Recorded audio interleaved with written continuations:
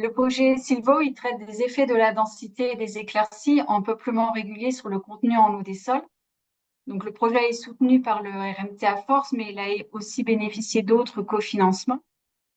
Tous les membres du groupement d'intérêt scientifique coopératif de données sur la croissance des peuplements forestiers participent à ce projet qui s'appuie sur leurs réseaux expérimentaux et en particulier sur les sites qui ont été équipés de capteurs de mesure en continu depuis plusieurs années grâce à de nombreux financements. On sait que l'éclaircie permet d'augmenter la disponibilité des ressources, y compris de la ressource en eau. Comme le montre ce graphique, on observe une réserve en eau du sol nettement plus élevée pour le peuplement éclairci que pour le peuplement témoin non éclairci. Cependant, ce bénéfice s'atténue très rapidement et dès l'année suivante, l'écart entre les deux peuplements est significativement diminué.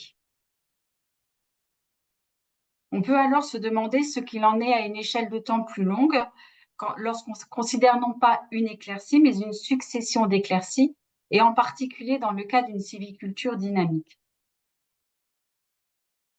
Ces éclaircies successives ont modifié fortement la structure des peuplements et notamment diminué le couvert arboré, avec des effets bénéfiques, comme par exemple la diminution de l'interception des pluies, mais aussi avec des effets négatifs, comme la modification du microclimat, avec en particulier une augmentation des températures et du déficit de pression de vapeur d'eau, qui vont entraîner une augmentation de l'évaporation. Plus généralement, ces éclaircies influencent l'ensemble des flux d'eau sortants, ce qui rend difficile l'évaluation du bilan global. Le projet propose deux approches complémentaires. La première est uniquement basée sur l'expérimentation et le monitoring. Elle s'appuie sur 7 sites expérimentaux des réseaux du GISCOP qui concernent 3 essences, le pin maritime, le Douglas et le chêne Cécile. Ces sites expérimentaux sont composés de plusieurs placettes qui suivent des itinéraires sylvicoles de densité différents. Sur chacun de ces sites, 2 à 3 placettes ont été équipées de sondes qui mesurent l'humidité des sols. Ces sondes ont été installées à plusieurs profondeurs, principalement en surface, aux environs de 20 cm de profondeur, et à une profondeur intermédiaire d'environ 50 cm. Ces données, elles nous permettent de calculer la teneur en eau des sols, moyennant un travail de calibration sur les sondes d'humidité. Ces données d'observation, elles vont être confrontées à des données simulées grâce au modèle de bilan hydrique forestier Biljou. Les simulations avec Biljou seront faites en utilisant avec comme données d'entrée des données mesurées sur les dispositifs expérimentaux, dont certaines de ces données ont été acquises pour ce projet. On ne s'attend pas à ce que modèle et monitoring donnent les mêmes résultats. C'est d'ailleurs l'intérêt de cette confrontation qui permettra une analyse plus critique des résultats et limitera les risques de mésinterprétation.